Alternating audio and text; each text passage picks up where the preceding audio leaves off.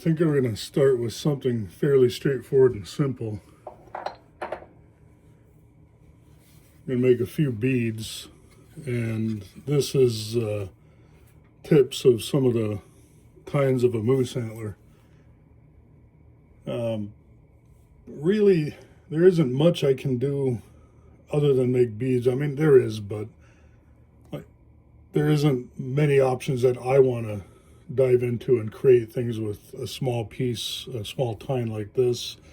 It's a little too thin for knife handles unless I'm doing a real small knife, but if I'm going to do that, I'd rather use some of the more textured areas right here, which has plenty of surface area where I could do something with something smaller. But this is perfect for beads because it's almost already a circle.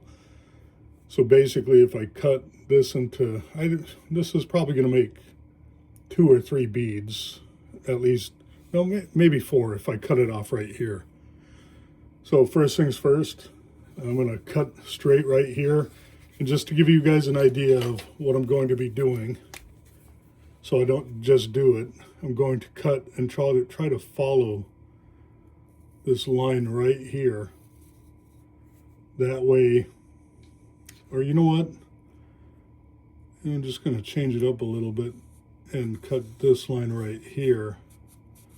So I have more of an even area right here to end up being a bead where I drill down the center right there. So, portaband, very useful tool. It's mounted on a swag table. I have it operated with a switch on a foot pedal down on the floor. I do that so I can have 2 hands and I'm not reaching back behind a moving saw, because things, you know, you could slip and you can push your hand or your fingers into a saw that's open like this. There's a big open throat right here, and there's really no safety precautions other than your common sense. So what you want to do is try to keep your hands, or use a push stick, or use something other than your fingers to push directly in front of that saw. So luckily this is off to the side already, this tine right here, and I'm going to use that to push through, and I'm going to feed it with this side right here. So it's going to get a little noisy here for a second, but you guys will see what I'm going to do. I'm try not to block the view with my hands or anything. I'll try to keep them down low.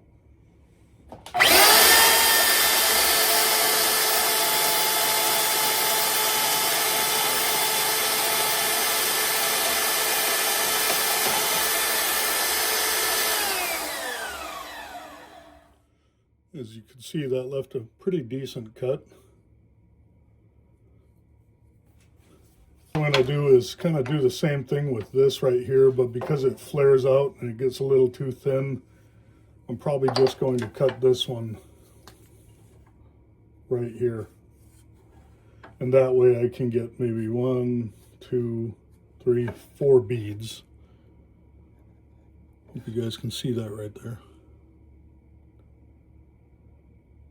This one I'm going to leave alone because this will make a nice handle scale for something. And while I'm cutting, I'm going to cut this off right there, so I have as much material as I possibly can right here. And this will leave me with either something I can use later or a dog chew.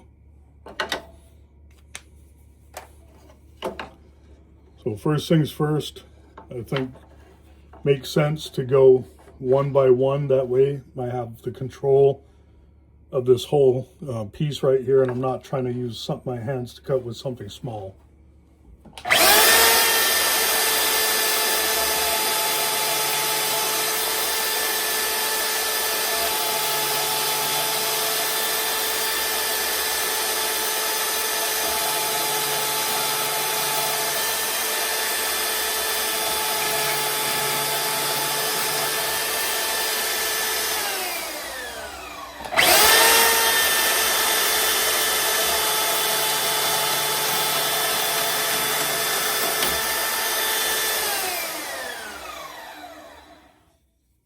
As you can see, I got a nice thicker piece. Of course, as you guys know, it's a lot harder on the outside of these. You get the pith or the porous areas of the antlers, which aren't really good for much of anything except for dog chews, like I mentioned earlier.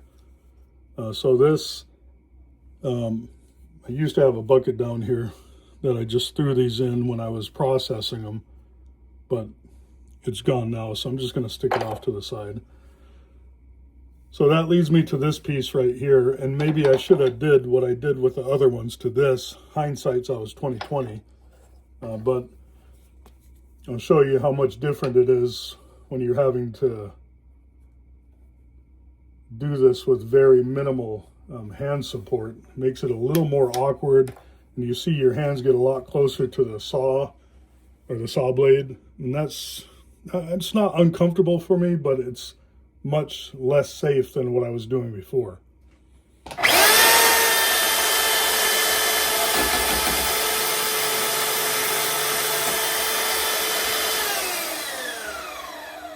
And that's a perfect example of what I was talking about. These have so much torque, and when it cuts, it wants to rotate the circle or the round parts towards the way the saw is cutting, so it wants to do this, and I'm fighting it, so it just kind of digs in there. The way you avoid that is, I should have had it on that other piece before, but what I like to do, and I'll show you a trick that makes it a lot safer.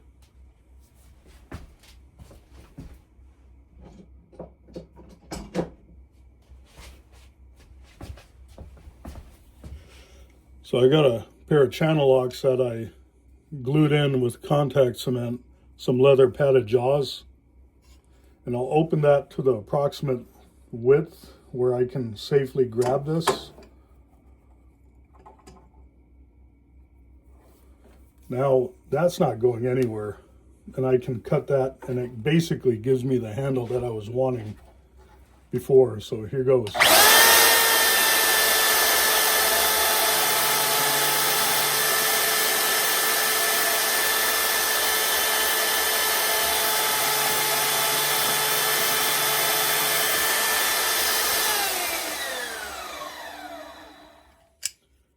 Invaluable, and a lot of times when I'm holding some of these delicate materials like ivory or antler or something I don't want to mar the finish up, this extra cushion from the leather is a huge game changer.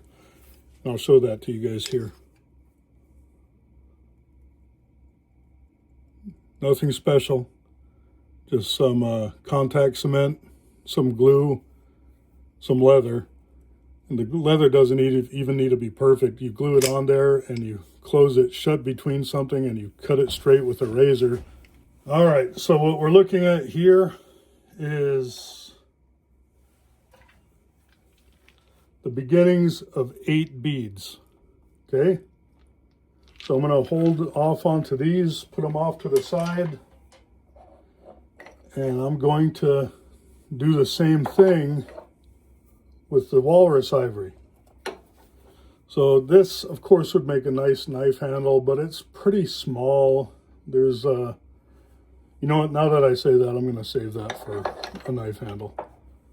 This is kind of too short. Usually the ends of these pieces, unless they turn into knife handles or ulu handles or something else, oftentimes they get unused by people who don't carve smaller objects like myself. So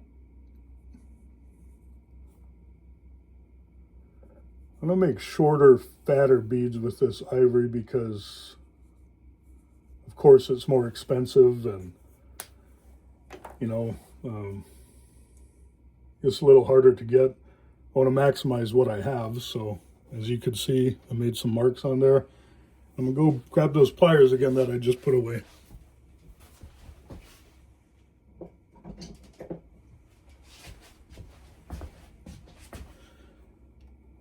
And before I made those marks, I should have checked which side has more roll on that surface because it's safer.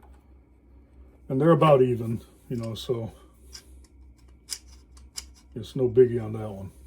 If it was made a big difference, I would have flipped it over and made marks on the other side.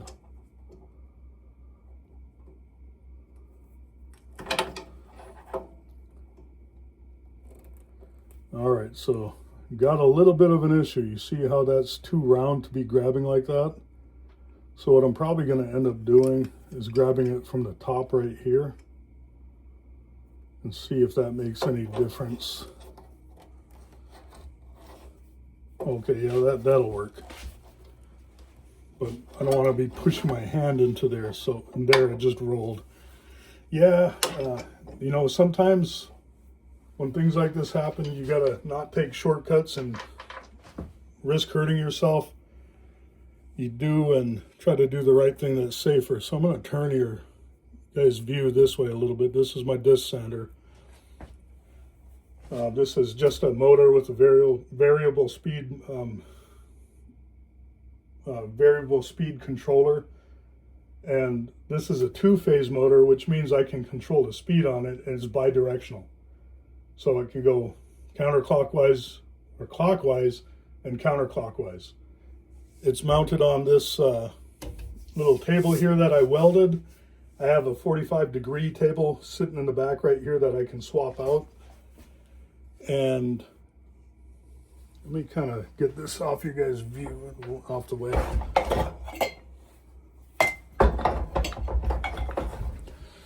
All right, so you see that mounting system I was talking about in the introduction video. This has the same thing right here. And that can come off and I can use that whole surface if I needed to. But I'm gonna put this back in, and you know, it's often said if you can't make something perfect, make it adjustable. So with that being said, it's a good time that I pulled that off to check square. I tighten. It's a little bit off, and I have a screw on the bottom of here that can raise it and lower it. And there, I'm at a perfect 90 degrees right there. And because I did that, now it's probably touching. Yes, so I loosen it a little bit on the side, not on the bottom. And get it. It's free spinning. Now what I'm going to do is I'm going to flatten a little bit on the top and the bottom so I have a flat surface for those pliers to grab onto.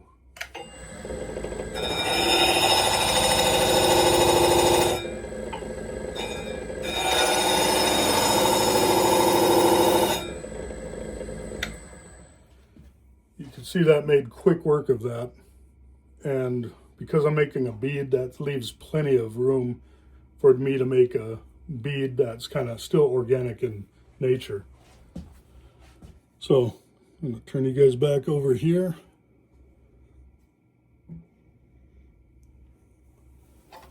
And as you can see, now I have a solid surface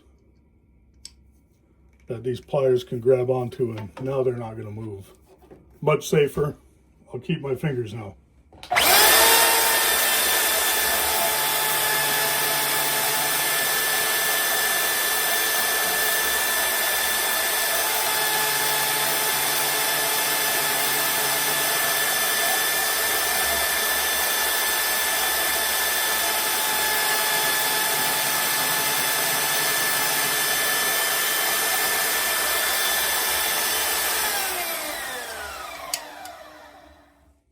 Put these back so I don't misplace them.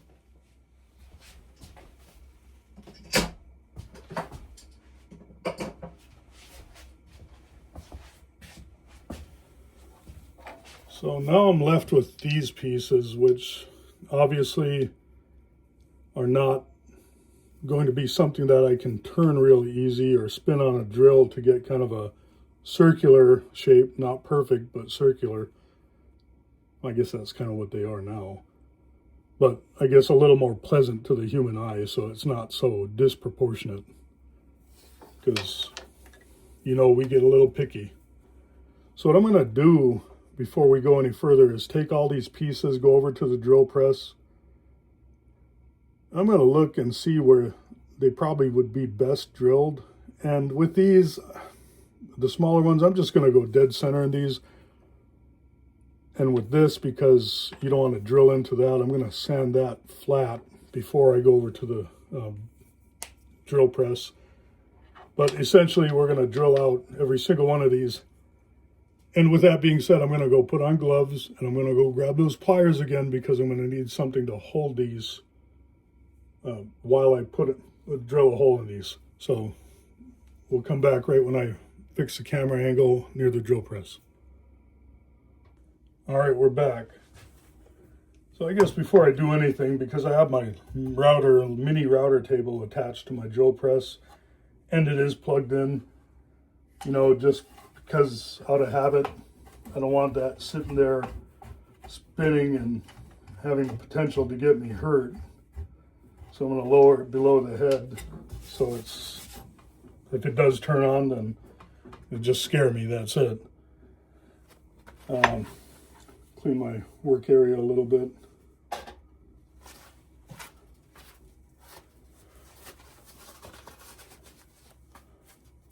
So I know a lot of people don't like wearing gloves when they work around tools, especially something that's spinning, a rotary, something that's spinning quite a bit. But, you know, I tried to take a shortcut yesterday. I was drilling a hole in a piece of ivory that was a square shape, and when I got to the end, it started spinning with those sharp corners.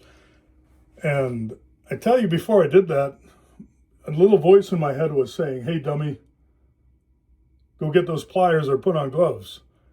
And even though my voice, that inner voice was saying that, I just kept going. And I ended up getting that nice little chunk of my fingertip taken out. And that hurts. So sometimes lessons are hard, you know. So anyways, I got a 3/16 drill bit. I tighten that, so test it. Ooh, that drill is kind of a little wobbly.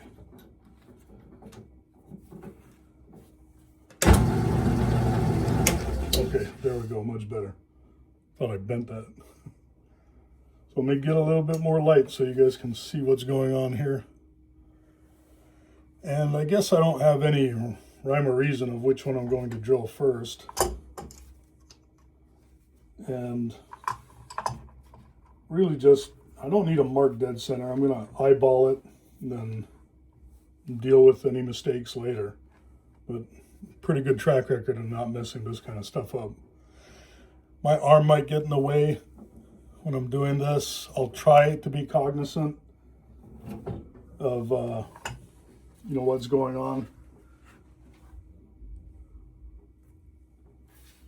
Actually, I don't like how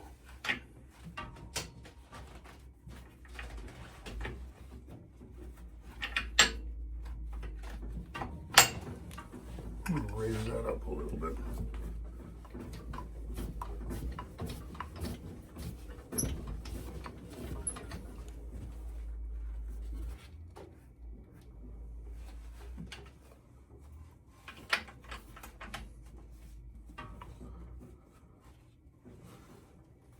I want to get my big head out of your guys' way. All right, so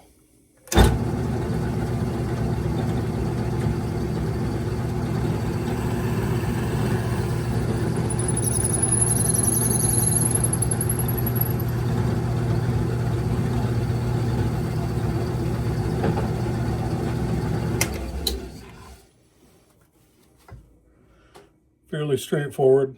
Got a hole, looks dead center on the top, on the bottom not so much, but that's okay. We'll fix that and I'll show you how. So I'm going to turn the camera off, finish the rest of these, or you know what, I'll do an ivory one while you guys are on. Then after that I'm going to do the rest off camera, because there's no reason why you guys want to see me drill a bunch of holes and things. Or maybe you do.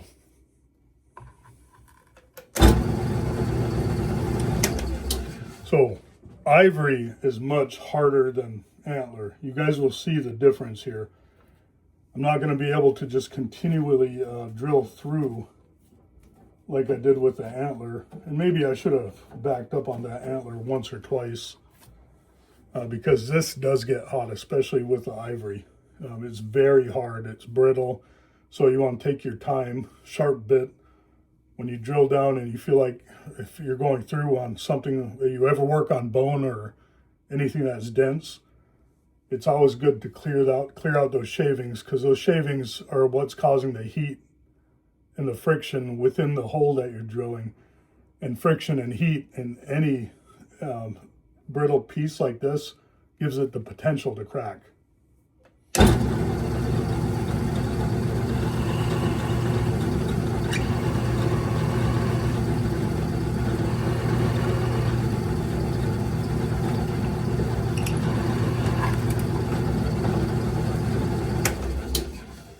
You can see with a sharp bit, makes it a lot easier, and clearing that out made it cut real clean. But you can also see how it can get gummed up pretty quick. So I'll be back when these are all done. All right, got all the holes drilled out. And for those of you who are maybe asking what kind of gloves, these aren't just standard gloves. These are Cutlass gloves, Diamond brand. I only use these gloves. These gloves are the ones that give me the most tactile feel while I'm working on something. They're not so thick that I feel like I'm working blind, because as an artist working with materials like this, touch and feel is a very big part of what you're making. And these offer me, you know, I guess they're cheap insurance. They're like 10, 11 bucks a pair, but they've saved me so much from burns, cuts, scrapes, far more than the alternative of people considering that they may be dangerous and to use on around rotary equipment. And people aren't wrong. I mean, that's a dangerous thing in itself. But I'm going to operate this at slow speeds. The risk of my fingers or anything getting caught in here and pulled in there are very little. And if they do, this has a sensor where it will shut off if that happens. So, you know, these are things and risks that we try to think about and mitigate when we're working around heavy equipment, things that can hurt you really quick. I always recommend that you think about those things ahead of time. So give me 1 second. I'm going to go grab something. I'm going to go open a window and turn on the fan, because this is going to create a lot of dust. And I don't want to sit here and breathe this stuff in, and I'm going to go put on a mask.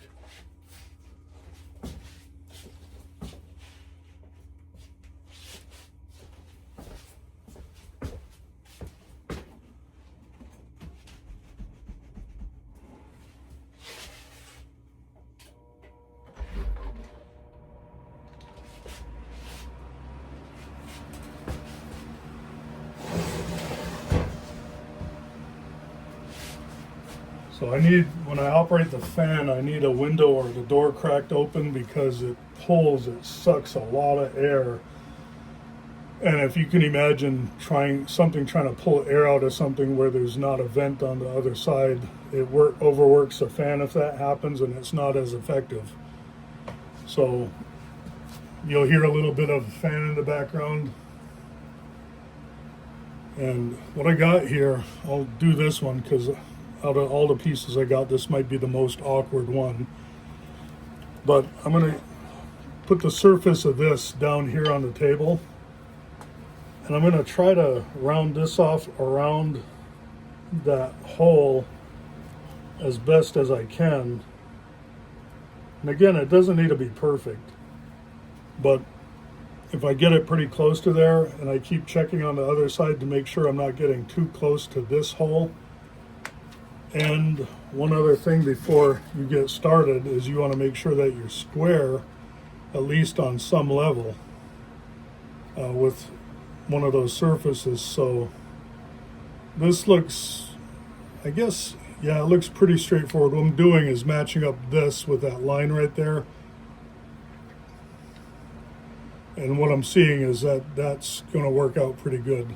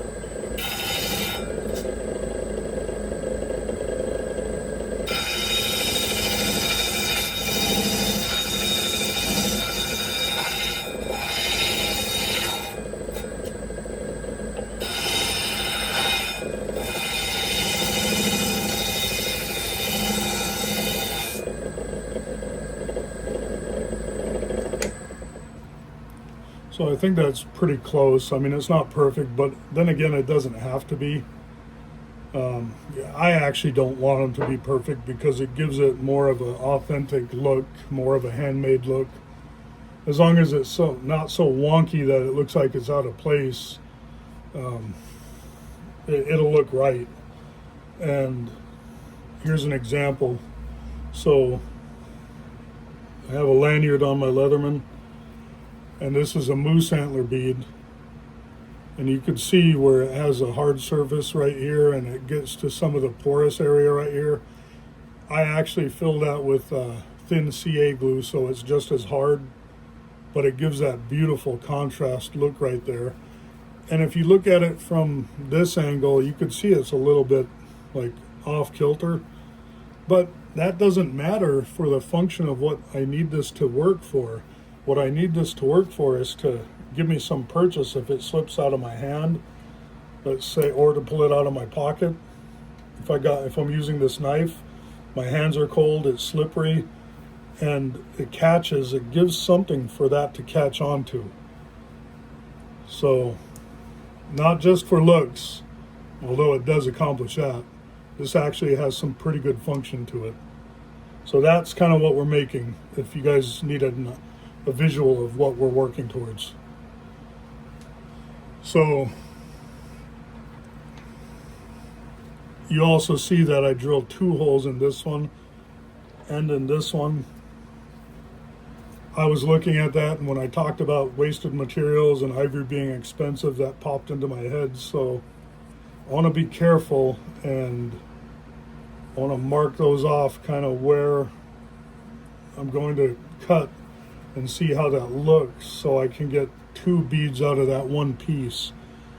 As you can see, I kind of cut right there, make a little smaller beads, but that's okay. It'll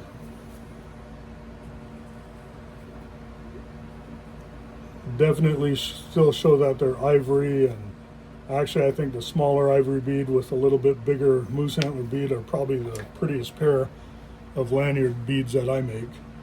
So I got those right there. Let me do another one, but let me take this ivory piece, and this is a tip, the very tip that I sanded and drilled a hole in, so it's a little off on this one because that's such a small surface. I'm gonna hold it, put the larger surface on the table, and work towards pushing that off the way.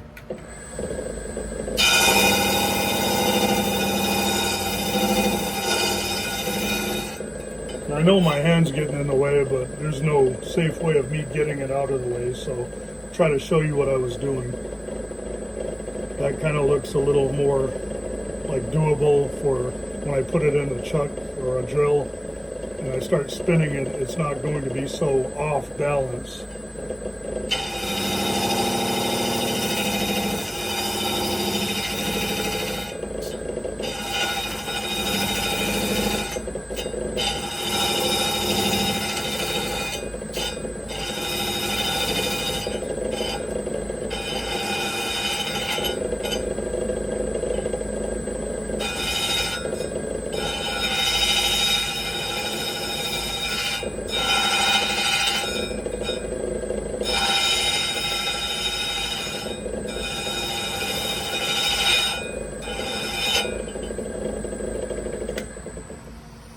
Alright, so I got this, and that's going to make a really pretty bead right there. So I'm going to turn off the camera, take care of the rest of these, and sum it up before I do that. Is I'm essentially trying to get a cylinder type look to most of these, so they're easier to spin on when I spin on the drill, to get more of a closer to normal looking, I guess, barrel or football shape, or round shape. So it depends on the piece. Actually, the piece is kind of what dictates how that bead is eventually going to end up looking like. When you get spinning on this and you see where it's contouring and you start accentuating that, so if it's thicker on the middle or if it's a completely flat bead, you'll know that when you work on these, when you start getting in the habit of working on these. And I know most everybody doesn't have a 2x72 grinder and a disc grinder or a portaband with a table saw, but this is all things that are achievable with tools that you have at your disposal. I mean, even with what I used to do with a standard drill, I would cut them, drill a hole in there, and I would use a piece of 2x4 with a 60 grit piece of sandpaper glued onto there, and I would run it back and forth on that sandpaper till I got a round surface or a round cylinder shape, and then I would subsequently change out the sandpaper or use a different board with different sandpaper and accomplish that. So there's ways of doing this if you don't have these tools. But I can tell you what, I'm never going to go back to that other way, because this way is much faster, it produces better results. But at the same time, if you do it with the things that I told you before, you actually, or even upside down portable belt sander, I think that's what they're called. I don't have one, but the belt sanders that you guys use to, or anybody uses to sand flat surfaces, I've seen guys put those in a wood vise, turn them on, and use a drill to round surface, I guess, to make surfaces more cylindrical. And it accomplishes the same thing I'm doing here and I'm going to be doing on this belt sander, the 2x72. So don't let having minimal tools stop you. It benefits you to learn on less equipment because you understand the functions and the fundamentals, and then you can build upon that as you start progressing and getting more tools. Told you I talk a lot. Okay, so here's where we're at. We got all these ivory and moose pieces that are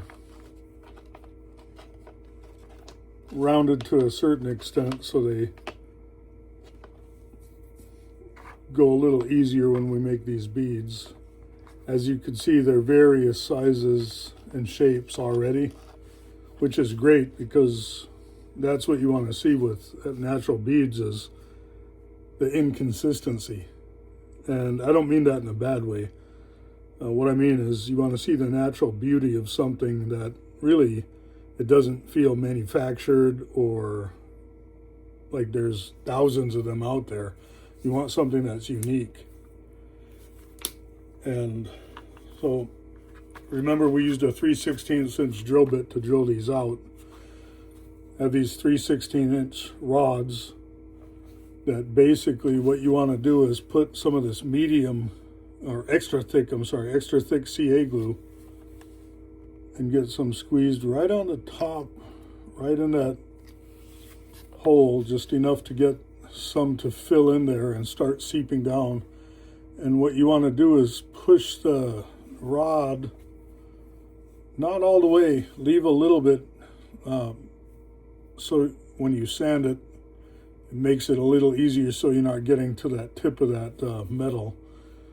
And you do this to every single one of them.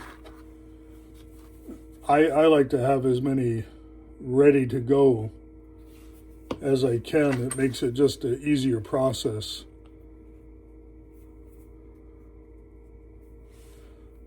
So we got, just keep doing this. I'd recommend that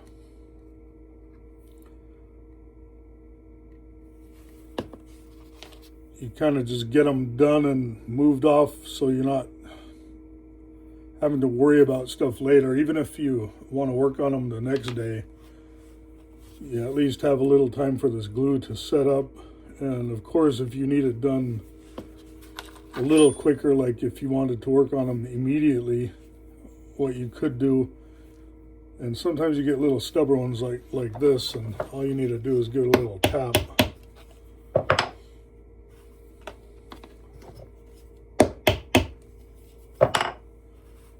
And then, so like if you want it set quick, use some kind of Insta-Set on both ends. and that gets it ready fairly quick. So I'm going to finish these up and then I'll get back. So as I told you, here's a drill. I'm going to chuck this up into here. I don't know if you guys know this, but once you ratchet that down, you got to do it one more click away, and that locks it in place. That's something that a lot of people don't know. Now it's locked and it won't loosen up or tighten up anymore. So just do that again. You loosen it. Once you tighten it, you hear that ratchet, then you click it away, one click, that locks it in place.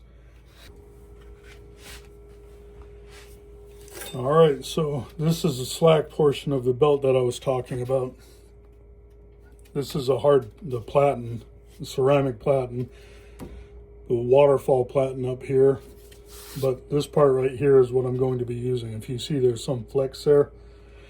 And honestly, maybe I could loosen this up and get just a little bit more flex. There we go. So we want a good amount of flex, but not too much. And I'm going to run this not too fast, but at a speed that I feel like it won't take away too much if I turn into it too hard.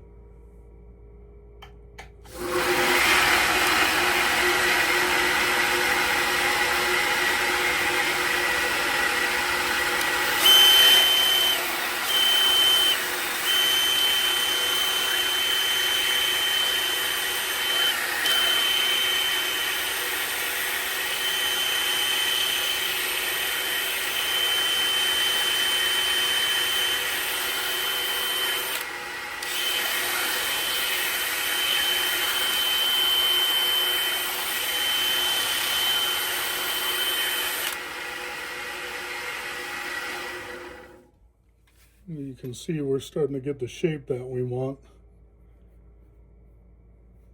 So I think that's where I want to be with that. We'll get a little bit more with the other sandpaper.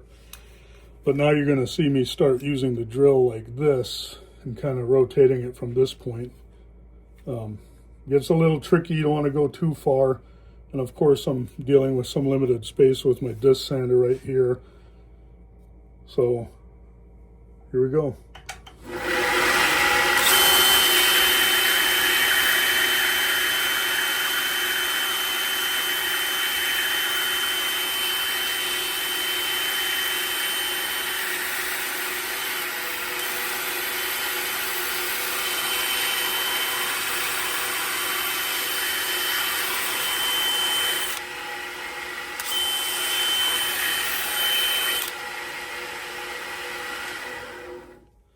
So as you can see, it's starting to look like a bead, and this is what I was telling you guys about, that we wanted to see a little bit of that.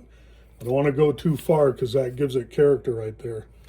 So I'm going to change this belt to a finer grit, excuse me.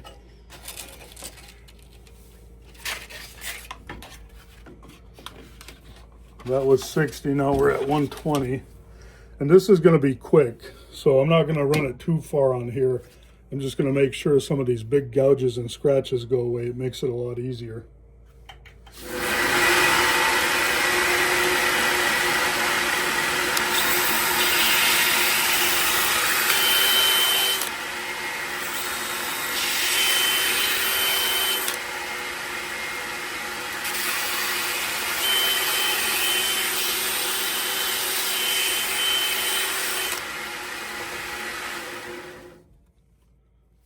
I think I got most of those big gouges or those big scratches out.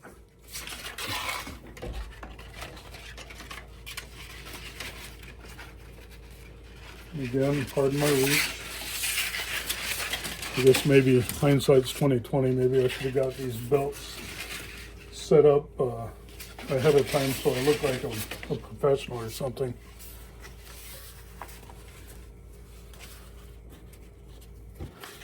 So you can see this belt I used for synthetic, and it kind of has, maybe you can't see it, but it has kind of a blue residue on there from that synthetic. I got to clean it off with the eraser first.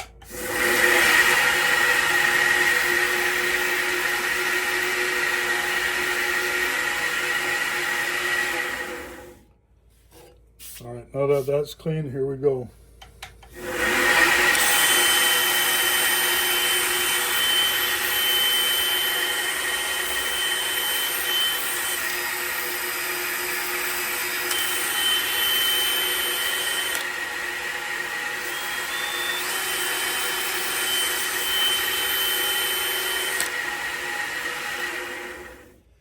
As you can see, slow, deliberate, confident movement gets you a very smooth looking bead.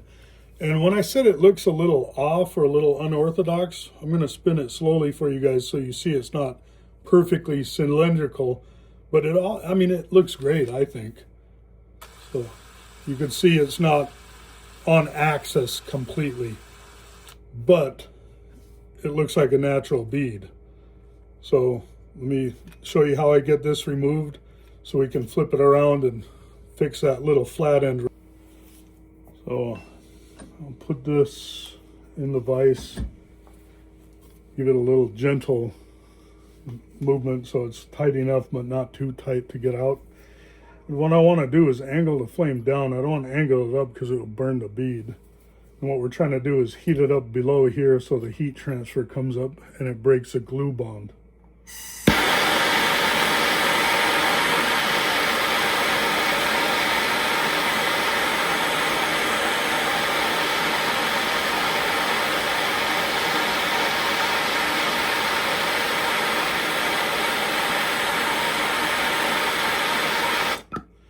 All right, so it got red hot down there, a little towards south of the middle. And what I'm going to do is just watch a little bit till I see maybe a little bit of smoke that travels up around the base of that, and I can start seeing some right now. So of course that's hot and I don't want to burn. So I'm gonna hold the bead, lower it, leave it a little bit loose, take a punch going from the top. And remember why I said don't let the piece of metal go all the way to the top? This is one reason. Take and give it a few taps to break through. And see that piece just fell out? Now we got the bead right here. And take 1 second. So we got the bead cleaned off there. As you can imagine, there's a bunch of gunk in there, the super glue and things. So I'm gonna go back over to my drill press with my leather padded channel locks and my gloves, hold this in place, clean out that hole to get it back to a clean 3/16 again. We'll be right back. All right, so I got the bead on here, and this is a part that was facing the drill before. We want it facing the sandpaper, and it's loose, so you can see it slides down. That's all right, as long as you can slowly use your finger with gloves. And I'll show you what I'm talking about to hold it close just around that end over.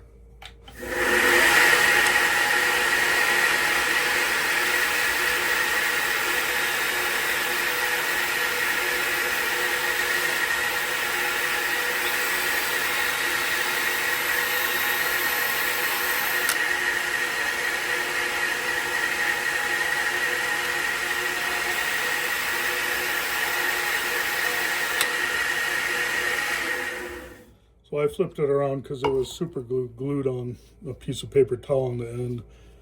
But now you can see both ends are rounded over. So I'm going to show you guys one of the last steps on making this bead. All right, so I got my variable speed bench grinder. I got a very soft wheel here that's clean.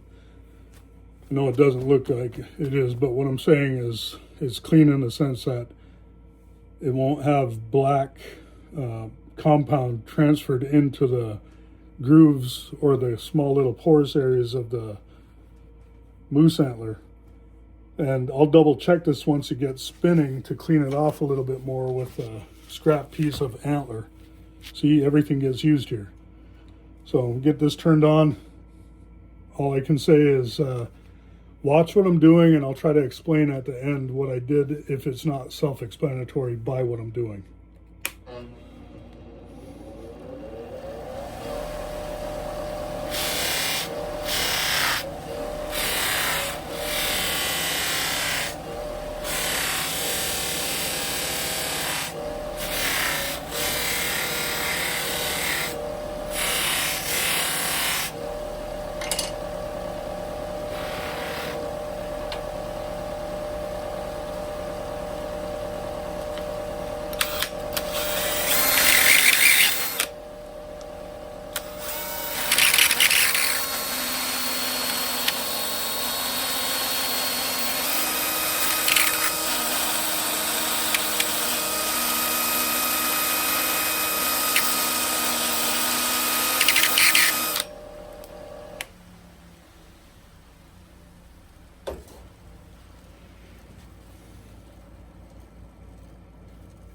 So you could see that that gets a high polish. I'm hoping you can see that.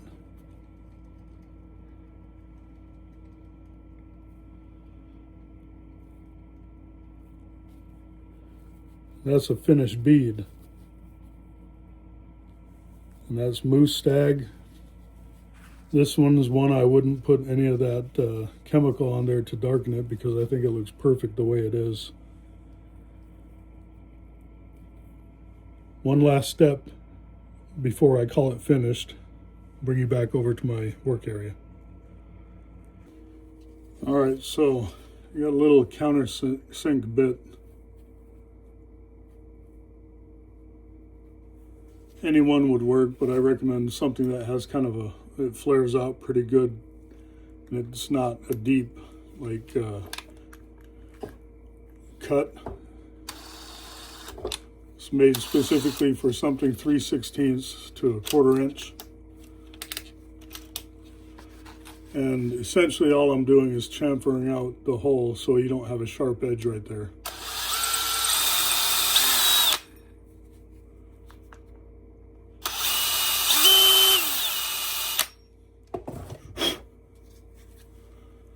So that's it.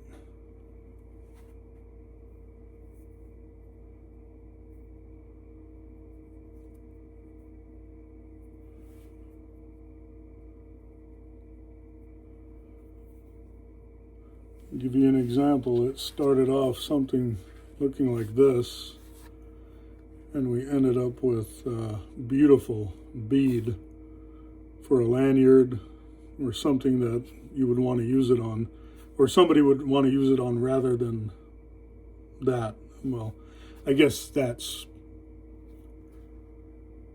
somebody's own preference, what they want to use, but most people would want to choose a polished piece that shows its natural beauty without looking so rugged that it doesn't look like it had any work done to it. So, the same process for ivory, and next video I can do a part 2 with the ivory bead, but I think this is going to be it for the making the bead, at least for a Moose Stag one, and I'll do another quick video kind of to tag on or link to this video to show the process of the ivory one, which is very much the same as the previous. And also, it doesn't need to be natural material. I mean, you can use, I guess this is natural as well, but it's been dyed. This is dyed maple burl, beautiful. I cut off a piece yesterday, and I made myself a bead for one of my knives. I have a titanium knife that has all these pretty blue and purple colors, and I wanted a bead that matched that, and I remembered I had this, so I made myself a bead. Maybe if I remember, I'll show you guys that bead, because I just showed you this in that video with that knife when I get back in the house. Well, I hope that was helpful. At least I hope you guys got to see how the process is done.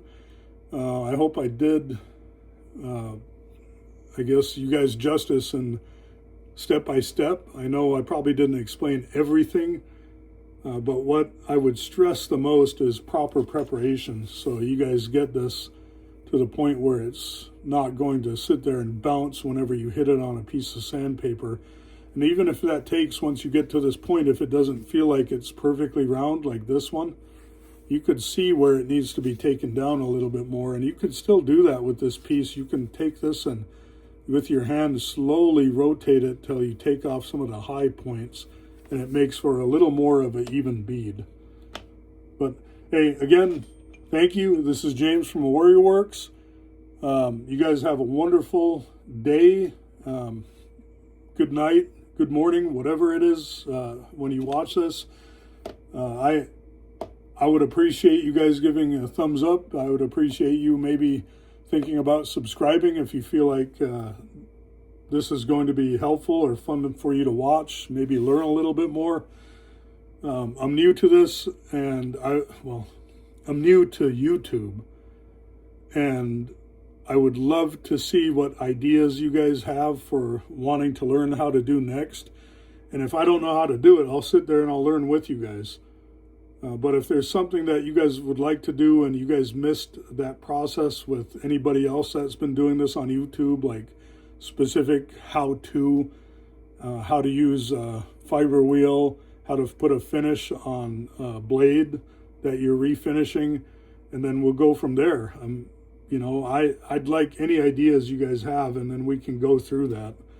But again, told you I'm a talker. You guys have a wonderful evening. Bye. Well, here's a knife and lanyard I was telling you guys about.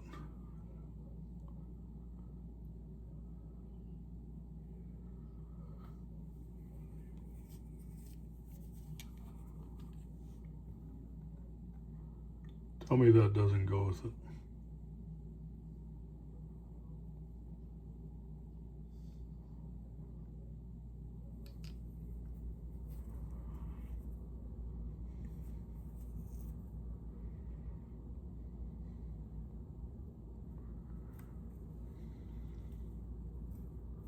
There's the blues, the purples, the teals, even a little bit of the gold. You look at this, it has the same colors. Kind of amazing where you got something so refined and clean as titanium and a piece of maple burl that has some synthetic dyes added to it and epoxy. It's kind of hard to say which one's prettier, but I think they both accent each other. Anyways, if you're curious, this is a Tucson.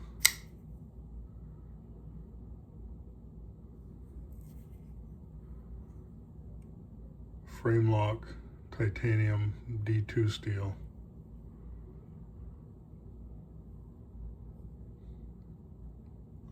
Cool knife.